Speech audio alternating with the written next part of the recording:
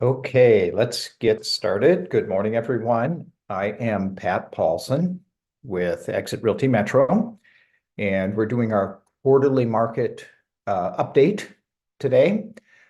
We are joined by Jackson Penow of MAR, uh, public policy person at the Minneapolis area realtors, and a very well-known and appreciated expert on the real estate market and data and so forth.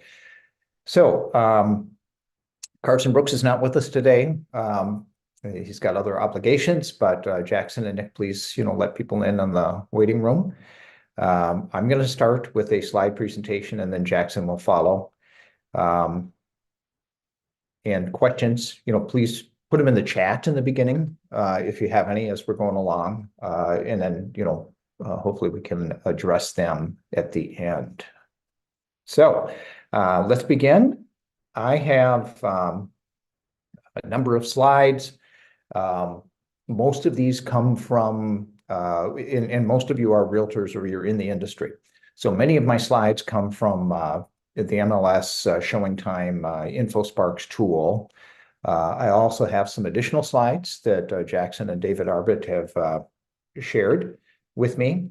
And in addition to that, I've got slides from, Fred charts, that's the St. Louis Federal Reserve Office, and Calculated Risk blog, and other sources. So first thing, we just can't talk about the real estate market without addressing the interest rate issue. So that's been so prominent of late, outside factor that has an outsized impact on the market.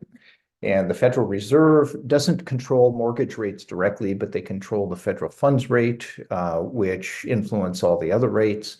And they also have at times been active in the bond markets, including the mortgage market, by purchasing mortgage-backed securities, and that has a significant impact. So Fed policy can be neutral, restrictive, or accommodative. We are restrictive right now, Fed intentionally trying to keep interest rates higher.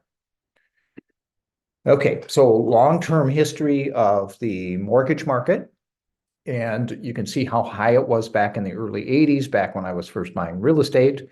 And that was because of a period of really high inflation in the late 70s, early 80s. And the Fed needed to get very restrictive to try to cool the economy down, which they did effectively, and then bring inflation down. Okay, now come about late 80s, in the 90s, inflation was under control, yet the fear of inflation is so significant that the Fed kind of kept, somewhat of a restrictive policy going forward.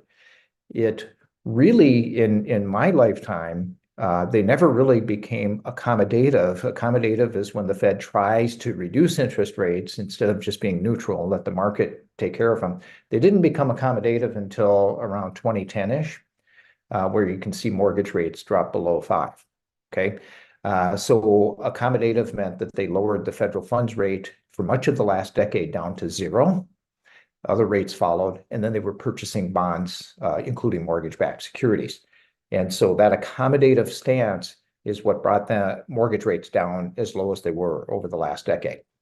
Now, keep in mind, it took a few decades of inflation being under control and a major economic crisis of a financial meltdown and then the mortgage crisis, foreclosure crisis, before the Fed became accommodative and intentionally pushed rates down. Okay. And then another decade of low inflation, and then another crisis, COVID, before they turned the screws and put it down even more accommodative, where we saw the interest rates drop below 3. Okay. Now inflation hits again, and the Fed is in restrictive mode. Of late, a month ago or so, the Fed kind of signaled that next year they're going to start lowering rates, which means basically that they're not going to become accommodative next year. They're not even going to become neutral. What they're going to do is just be less restrictive. Okay. So rates have come down a little bit as a result of that. Okay, so the big thing with the interest rates being higher is the huge decline in buyer activity. So sales are down about a third from the peak because of a massive decline in affordability.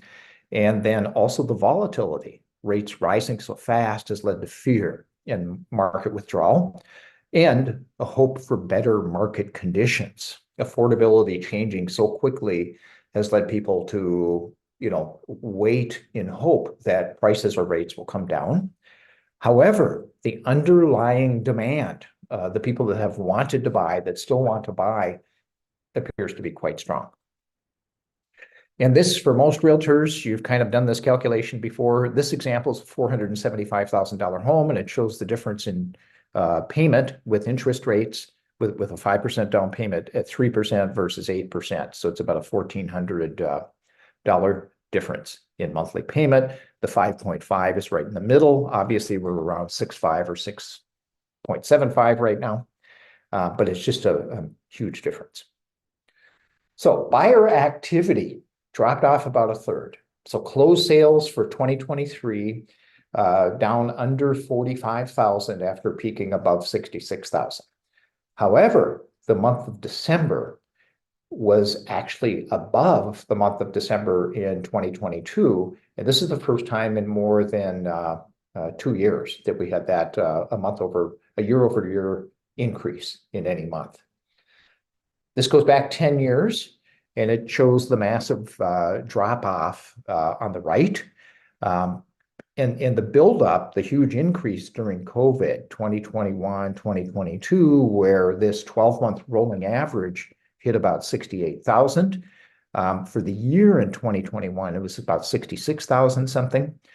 The old record was 61,000 something. And you can see pre-COVID, it was kind of hanging out near the old record. And then as rates dropped so low during COVID, that mad dash to buy houses just increased significantly. And then it's dropped off significantly since then. Okay. So these numbers that I have are preliminary. I don't know that I hit the cutoff, when the official numbers come from MAR and SPAR, but it's close. Okay. And here you can see a 19% drop off in 2022, and then another 17% drop off in 2023. But here's just the month of December, and you can see how this is up 3.7% from December of the year before. Now, I don't like to make predictions of a market turn based on 1 month's data, especially the slowest month of the year. But we also have seen some increases in showings, and we've seen nationally some increases in mortgage applications for new purchases. And so those are all good signs, combined with the signaling from the Fed that they're going to be less restrictive. So I really feel hopeful, and that we've likely actually hit the bottom of this market downturn. Okay. This chart's about a year old, and one thing I want to point out here is that the 2022 line, these are pending sales, by the way, throughout the year for 2022 and the prior years. So 2022 is when interest rates started to shoot up dramatically. And you can see that the drop-off really started to happen about May with that dark black line, essentially. That's 2022. And it was kind of sailing along similar to the previous years, and then it really started to fall off in about May. That is the point when, while rates were rising, that they passed above 5%. Okay? So above 5%, sales really started dropping off dramatically. Below 5%, they were still really strong. Seller activities also dropped off, and keep in mind, most sellers are also buyers. And so we have this lock-in effect where, sellers don't want to give up their 3% mortgage to get a 7% mortgage, with the new home.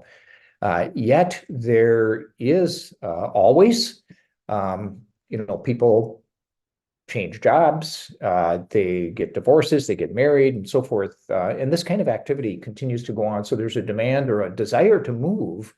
And we think this is going to be kind of unleashed as the interest rates drop down. Oh, and I just want to say on the bottom, it says silver tsunami. So what does that mean? For years, there's been speculation that the baby boom generation is going to be selling off their homes as they get older. And so it was predicted between 2015 and 2025, there'd be this tsunami, this giant wave of sellers putting their homes on the market. And it's actually been somewhat of a myth. So here's the actual new listings going back 15 years. And you can see from 2015 to 2025 or 2024, where we're at now, there's not been any kind of a huge wave of new listings coming on the market. We've been under 80,000 per year this entire time compared to 110,000 back in 2007, right? So, and then it's dropped off dramatically the last few years with these higher interest rates. So this is in large part why we have been in a seller's market. It's basically because we've had low supply. Now, there could be a wave of baby boom sellers, maybe in a decade or so. But I doubt it's going to come in a tsunami-like situation. Boomers are an 18-year generation born between 1946 and 64. And it's likely that when they're all selling, it might be spread out over 18 years rather than 5 years or 10 years. So it's coming, but that's more of a story for the 1930s. So annually, sales down or new listings down about 12% after being down 10% the year before. And then the month of December, they're actually up and for the second month in a row. And this, again, is the first time in a couple of years that new listings have increased. Okay, so homes for sale. The inventory supply-demand ratios we're looking at, they're not quite as low as they were during the extreme times of COVID, but they do remain in seller market territory. And this really is a critical leading indicator of where the market's going to go. And despite the impact of high interest rates and high prices, you might think, okay, buyers are going to go away from the market, which they have, right? And you might think with high prices, sellers will start putting their homes on the market, which they haven't. But those kind of activities you might think would lead to a buildup of inventory, but this is slow to move. Okay, so here's a rolling average of the inventory over 15 plus years, and it did get real low during the extreme of COVID, and it's bounced up a little bit. And now it's coming down a little bit. So it still remains very low. Okay, and 6,000, that sounds like a lot, but that's compared to 34,000 back in 2008. So this is for a metro area of 3+ million people. This is not very many homes for sale. Okay, here's our supply-demand ratio, the month supply. In this chart, I put monthly instead of the rolling average, so you can see the seasonal ups and downs, but it remains in seller market territory. Again, it was extremely low, back during COVID, but it's still low. A balanced market's like 5 or 6 months, and this is still a strong seller's market. Here's an extra chart that I got from Jackson. He may show this as well. And this shows the kind of a supply-demand measure, not based on the current inventory, but based on what's coming on the market every month. So the new listings and the pending sales relative to the new listings, okay? And so what's that percentage? And we're in strong seller market territory, not the extreme of 86, 87% during COVID, but very similar at 75% last year to the pre-COVID time period. This, again, is a seller market metric. Okay, so home prices have been on the rise for a number of years, but that appreciation has decelerated, and we're only up 1.4% over last year for the median price. Now, keep in mind that the average price and the price per square foot, median and average, are all up a little bit above the 1.4, like closer to 2%. But it's still really kind of flatlining, where it's actually less than what inflation's been. Here's your long-term price chart, essentially. You can see way back in the 70s, we had significant price appreciation. It doesn't look as much as these recent time periods, but based on percentages, we had an increase of about 20% one year. It was very high. And then during this time frame, when affordability was really a challenge, the number of sales dropped off dramatically, but prices didn't. Very similar to now. During this time, during the foreclosure crisis, when we had the low affordability, sales dropped off and prices dropped. Okay, so let's look at a couple of other metrics that are indicators of what kind of market we're in. This is your ratio of sale to list price. And during COVID, we had an average actual sale price at 102%, or basically 2% above the average asking price.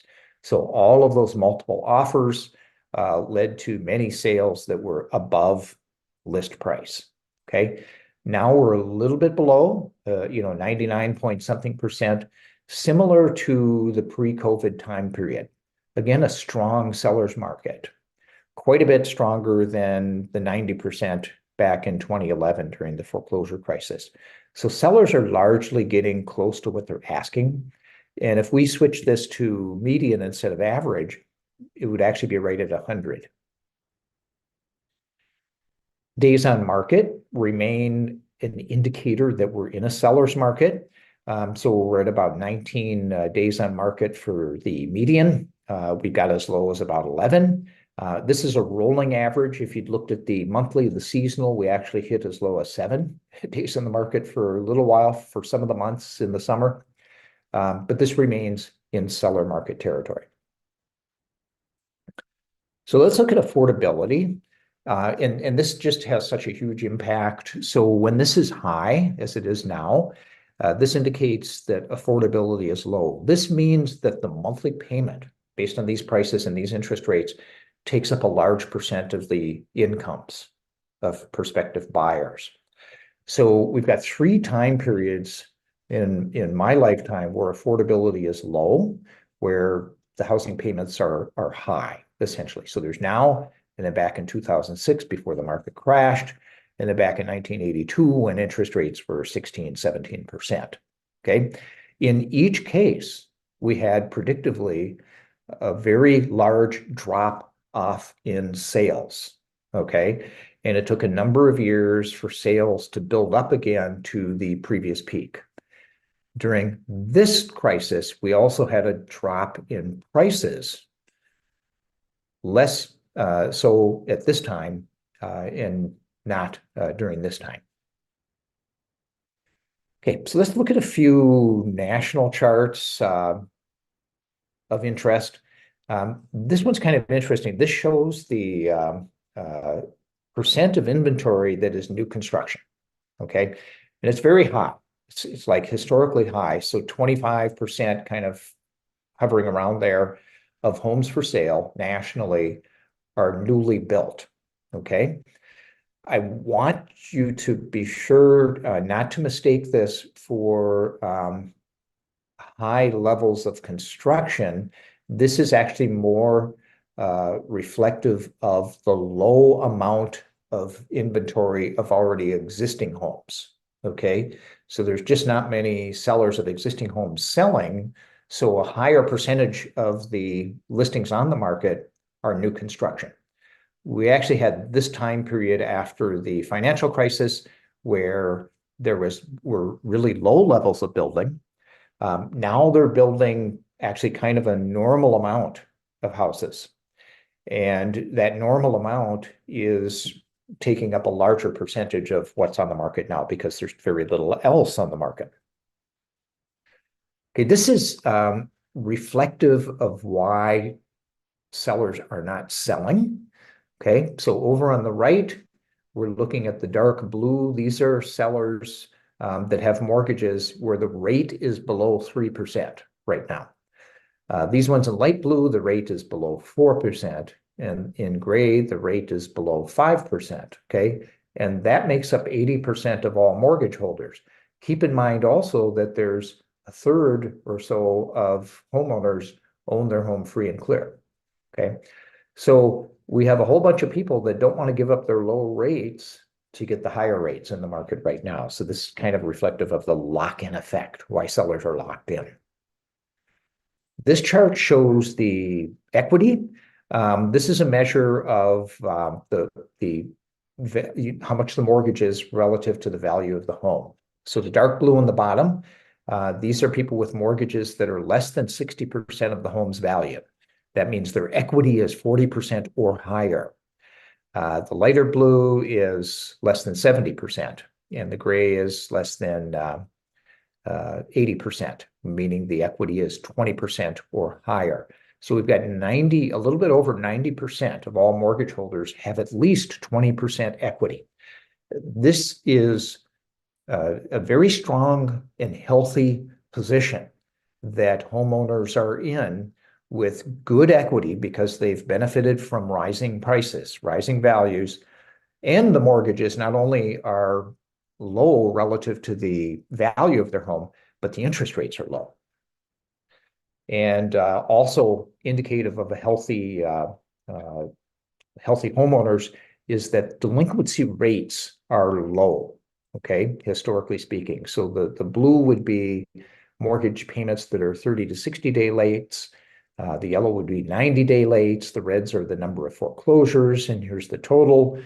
And you can see how high it was back during the foreclosure crisis. So very different. This I just threw in just for fun. U-Haul provides reports to tell us where people are moving to, people that are moving from one state to another, permanent moves. And in 2023, the top place was Texas, second was Florida, and then the Carolinas, and then Tennessee. Minnesota, by the way, is number 20 out of 50 states. So we're 20th in terms of the number of people moving here permanently. Okay, so as I kind of wind down here, we've got the low affordability, even though we're in a seller's market with the low supply and low supply demand ratio. We've loosened up a little bit since COVID, so the flow is, not balanced, but it's closer to balance than it was before. And so despite the seller market conditions, it's that low affordability, which is kind of putting a ceiling on where prices are. So it's making it hard for prices to go up further because affordability is so low. However, that low supply demand ratio and the fact that new construction, you just can't build homes inexpensively, and also the age and other demographics, the really large millennial generation is a big chunk of them are in their 30s, home buying age, wanting to buy homes. You've got all those factors that are putting a floor on prices, preventing them from dropping, okay? So we got this floor and the ceiling, and this is why we see prices going largely sideways, why the prices went up, just 1 or 2% this last year. And, I just threw this in because it was kind of funny. It was actually a video, so this is just a screenshot of it, and it's basically saying buyers returning to the housing market when rates drop. And on the video, of course, they're just rushing into here. I don't think it's going to be like this because I think rates are going to drop slowly.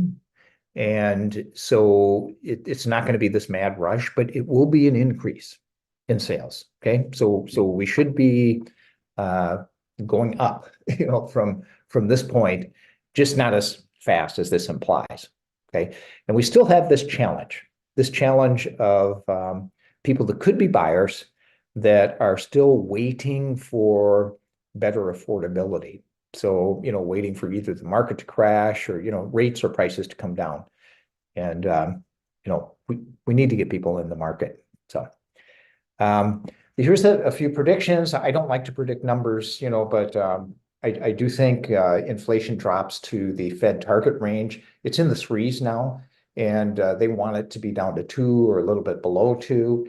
And it's really what's holding it up is the housing portion of it, the rents, and the way that they measure rents is lagging. So other ways that they don't use, but we can look at, like asking rents are showing like no gains over the last year, but the measures that they use, looking at renewals, rent renewals over the last year are really lagging, and they're reflective of 6 to 12 months ago, and that's holding inflation up. That corrects itself this year, and I think inflation drops to their target range. I do think mortgage rates are going to ease down further and drop below 6 in 2024. I do think sales will gradually increase. We had 44,000 something this year. My best guess is around 50,000 for the metro area. Prices to increase a little bit. We were at 368 last year. Guess maybe 375, give or take a little bit. And then, of course, even though prices go up a little bit, the lower interest rates and gains in incomes for people improves affordability a little bit. So that is my portion. Jackson, if you've got some slides you'd like to share, we'd love to see them. Yeah, happy to share them with you. Thanks, Pat. And I will say, just as a 50,000-foot view, Pat and I are fairly aligned with the stories that we're going to tell, and that's a good thing, right? We don't want to continue the days of, one data nerd saying one thing and the other one saying a completely different story because we don't know which way the wind's blowing, right? Uh, that is promising to see that you and I have similar optimistic, I dare to say, views on what 2024 is going to bring us. Let me go ahead and share this screen. Oh, wait, I can't both minimize you all and share the screen at the same time. Drag you guys over there.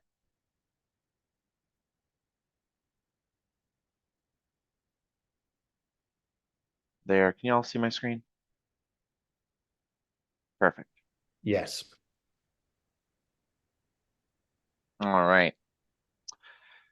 So I'm going to try to take about 15, 20 minutes. I can't see anybody right now. So if you do have questions, Pat or anybody else, please go off mute.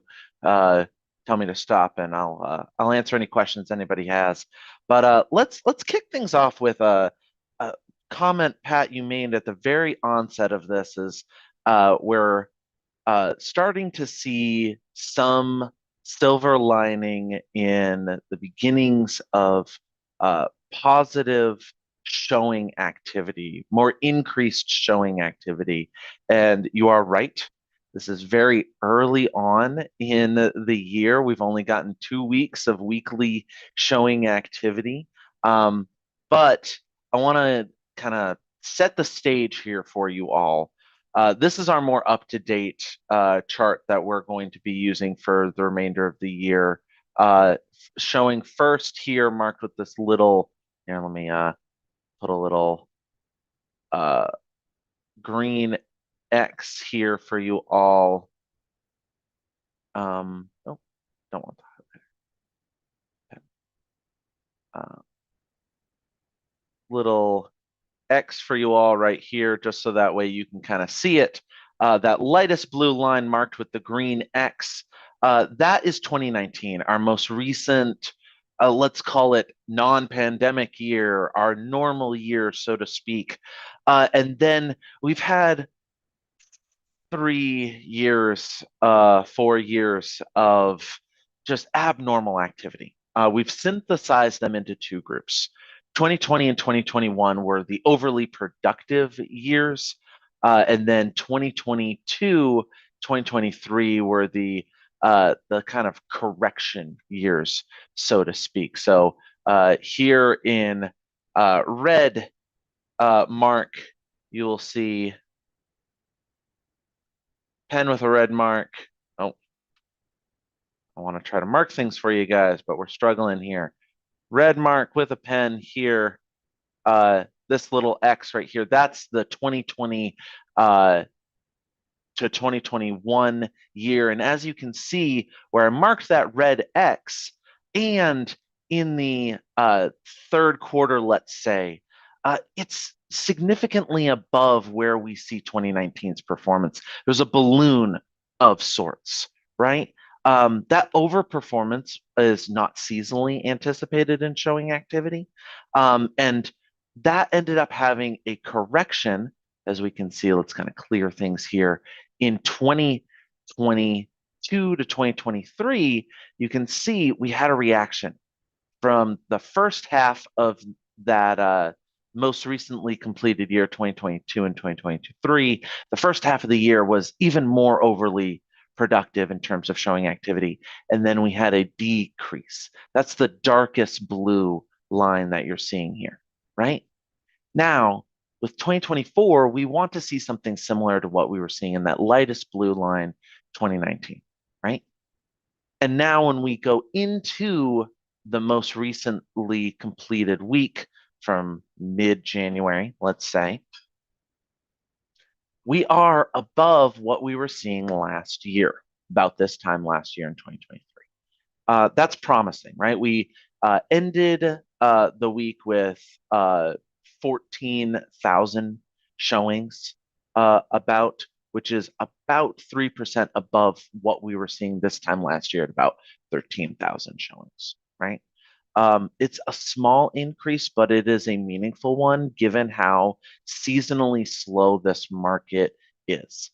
And just like Pat, I'm not going to set a guarantee for you all that this is, a clear sign that the year is going to be better, but it's a good start, particularly when you're looking at the spread of how increased opportunities for showings have been from, let's see, the lowest price point being 7% up from the range of 250 to 300,000, all the way across to 800,000 to a million up, where that is a 53% increase. Now, your median sales price, that large pillar you see in the middle there, 300 to 400,000, yes, there's a marginal increase in showing activity there. That's fine, right? But above that median sales price, the people who are going to be looking to drive that market rate and above type of buyer, from 400,000 and up, you're seeing some noticeable increases, 6%, 37%, 15%. Those are promising numbers to see in the middle of January, particularly when it's been as cold as it has been, right? Good things to see from a showing perspective, right? But as we all know in this industry, it's not whether or not they show up and view the home, it's whether or not they want to buy the home, right? So let's take a look at pending sales, particularly the change in pending sales from last week compared to the same week in 2023. And you can see that the results across the price ranges are a little bit more mixed. We are marginally down overall, 0.2% down in total, but that's negligible. It's relatively flat. The more affordable price ranges, I would say, generally are down. We're looking at, this sort of area. We're down, 50% almost in some areas. But again, that price point is, we like to say, it's vanishing just due to the cost of increased inflation, normal inflation over time. It's rare to see price points at 120 to 150,000 anymore, right? What is more noticeable is this middle point, right? Anywhere between 250 to 500,000, you're seeing mixed performance in terms of pending sales, right? 3% down on the lower half of this, 17% up from 350,000 to $500,000 units last week. Again, that is good. let's flip the script and go over to the supply side of this conversation on a weekly level. Still more positive, right? We are looking at overall a 7.5% increase in people willing to post, to list their home on the marketplace. That's good, right? And again, a promising point for the stability of the market rate price points overall from 250 all the way up to 750,000. You're seeing consistent and notable percentage increases here. That's a promising sight. And I will say a final point here. Yes, the luxury 37.5% increase from last week or from December of 2023. Oh, this slide is looking at December of 23 to 22.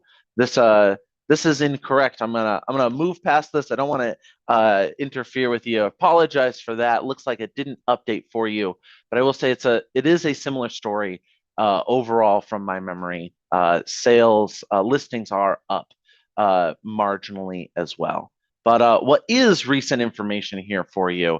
The change in showings year over year, as compared for you in a dotted line for the 30-year fixed rate.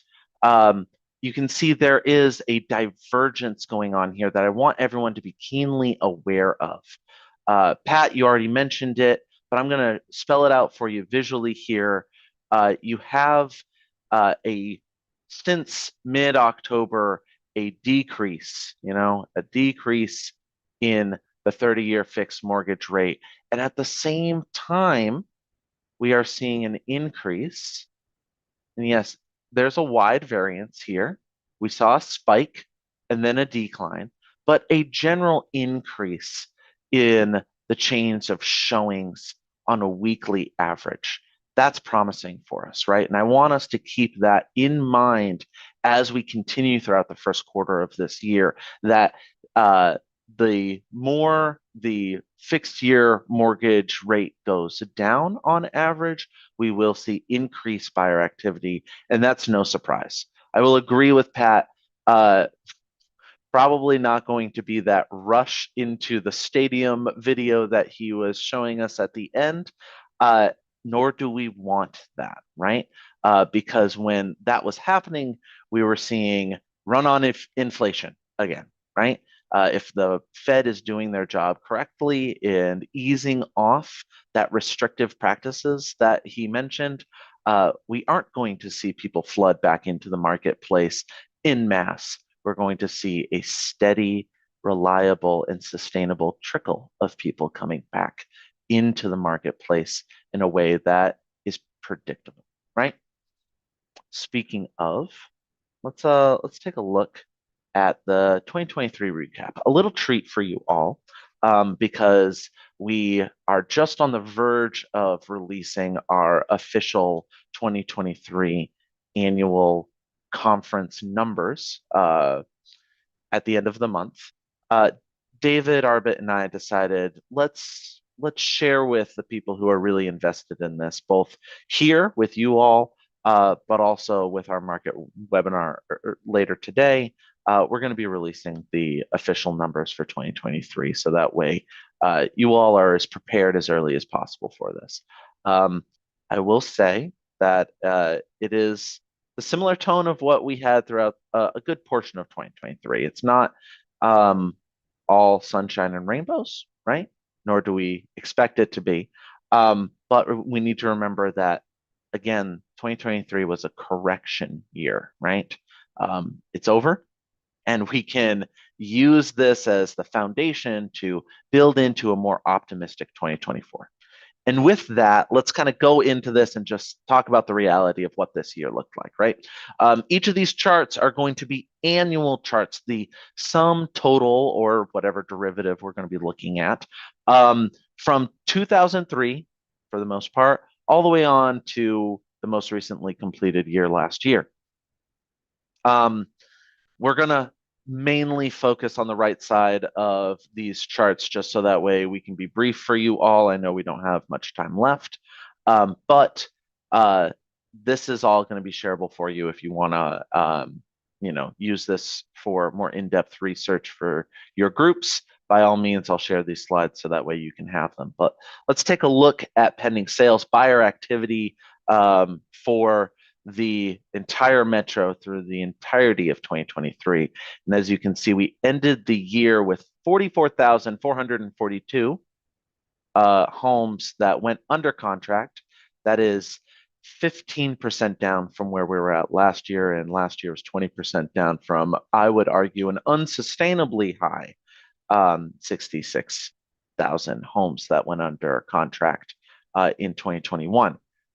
We had an equilibrium. I'm going to keep referencing a pre-pandemic equilibrium for the 3 to 4 years prior to that at about 60,000. And ideally, in the long term, that's somewhere we'd want to get back to in terms of buyer activity, and we are certainly not there yet. Ideally, we are going to be, if you do look back into the impact of the 2009 financial crisis here, buyer activity dropped, and let's use this pen again because I am loving it right now. We had a peak and then a drop, and we came out, and that is more of a U shape in applied economics, a U shape transition here, where it took time to get out of the low point here, right? Ideally, what we want to get here is a V shape. We went down, we'll be coming back up. If everything goes to plan, that is something that we will be seeing. Now, prepare for a U shape, sure, marginal growth to get back out of it. But we could be seeing a V shape with a control back. We don't want it to be too steep. We don't want to get back to where we were, here. But ideally, we're not going down anymore, and I don't think we will be. Let's take a look at new listings, the supply side of the equation. And as you can see, we had a pretty consistent point of stability here at about 76,000 homes that were listed on the marketplace throughout each year prior to the pandemic. And we started to trickle down a little bit more. And as Pat mentioned, when we were looking at some of the mortgage related charts that he was showing, that's a clear indicator of people buying up homes at great mortgage interest rates and then sticking to them, right? Why would you list your home if you are living on a monthly payment that is the best you're going to see in your lifetime, right? Ideally, we do want to ease out of that as well and get back to that point of equilibrium of around 76,000 in the years to come.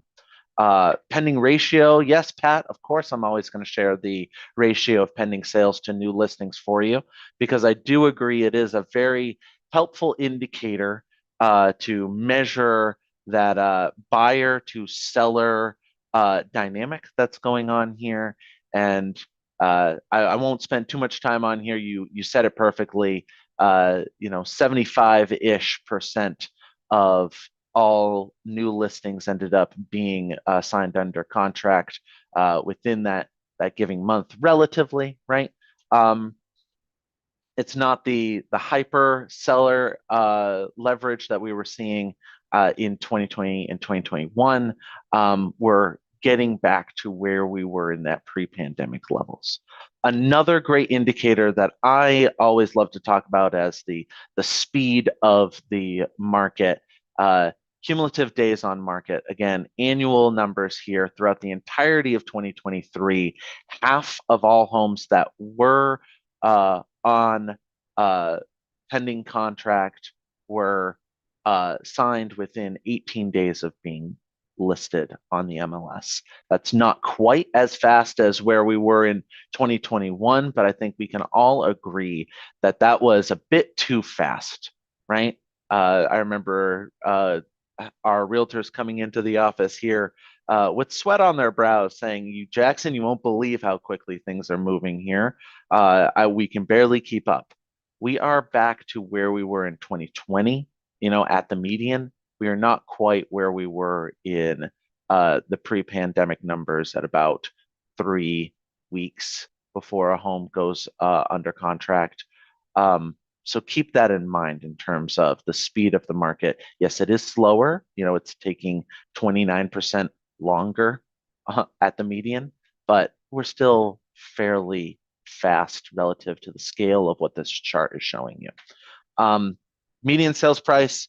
Pat, you did a great job with talking about the diminishing increase of 1.4%. But I'll touch on a certain aspect here to justify from a high economics level why that's okay. Because if you look at, let's say, 2014 to about 2019, right? I've talked about points of equilibrium for all these previous charts, and they usually represent themselves as a flat line, right? This here is not the same case. What we want is the percentage increase to increase at a steady amount over time. Let's say somewhere between 6 to 7%, because that's the whole point, right? We want people to have a increased value on their home over time. That's why we call this, generational wealth building machine home ownership, right? And as you can see here, from 2020 to 2021, we were starting to almost double that 6%. And that is that point of unsustainable price growth, right? It was great. If you were selling your home at that time, awesome, right? But there has to be, in the grand scheme of things, a correction for that. And that 1.4% increase that you were seeing here is that correction. Now, our fear at this time last year was, will median sales prices go down? And luckily, the Fed did their job right, and this economy performed in a way that, yes, we had a marginal decrease in growth, but not a decrease in median sales price overall. That's a good thing. And ideally, we will get back to the percentage increases that you are seeing along this red diagonal line here. Average percent of original list price. Pat, the particular number you were looking for was 99.3% of original list price of what we saw on average over the year of 2023. Yes, that's a 0.5% down from what we were seeing in 2022. But like you mentioned, we were hitting an average of above original list price in the pandemic, and that is not what we normally see. We are still above, again, a more narrow point of equilibrium, but it's still there from 2018, 2019, maybe 2017, if you want to be generous, right? And we are above that. We're getting back to it, though. Ideally, you can see how much more sensitive this particular metric is compared to the ones that we were seeing earlier. We want to hover in and around there, and we're moving slowly enough. And I mean, the market dynamics are changing in a predictably enough way that this average percent of original list price received is not going to change drastically unless there's some other, systemically influential impact that happens, right? Knock on wood. Inventory. Let's take just a minute to talk about inventory before we wrap things up here. We can't measure inventory for the entirety of a year, like saying how much water has been in a bathtub rather than what is the exact level, how deep is the water, right? This is looking at the December inventory, particularly on the last day of the year, which is the closest way we can measure inventory in this way. And you can see at year end, we ended with 6,200 homes on the marketplace. That's about 5% down from where we were last year. Not as low as we were in 2020 and 2021, right? Because of that run on inflation, there were just fewer homes on the market. Our gas tank, so to speak, was as low as it ever had been in 2021. We want to have more inventory. I think that goes without saying, but we're going to say it. Due to decreased buyer activity, we are getting a smidge more inventory, right? We are not quite where we are, and I'll use a difference reference point here, a point of more of a balanced marketplace with 13,000 homes on the market towards the end of the year. And I reference 2012 through 2014 because usually that is the time where we are seeing our month supply of inventory being at a balanced rate of about 4 to 5%. Year end here, it looks like that's about 3%. We're not even there yet, right? We are at 1.7 month supply of inventory. If nobody else lists their home, uh, our inventory runs dry in less than 2 months. That is not ideal for a balanced market, not for buyers who are looking to buy homes, and sellers who are looking to sell and move into a home within a reasonable time, right? Slim pickings from an academic balance of equal number of buyers and sellers, right? Um, we uh, we want to make sure that when we do introduce more buyers into the marketplace, and they will come, that we're doing it in such a way that inventory can grow as well. So that way, buyers have more options, sellers have more options when they are then looking to buy after they sell. Uh, that's a healthy indicator for our entire market. And if you're curious about this or anything else that I mentioned, you're more than free to ask me right now. But if you want to dive into a full hour of this, we have our MAR monthly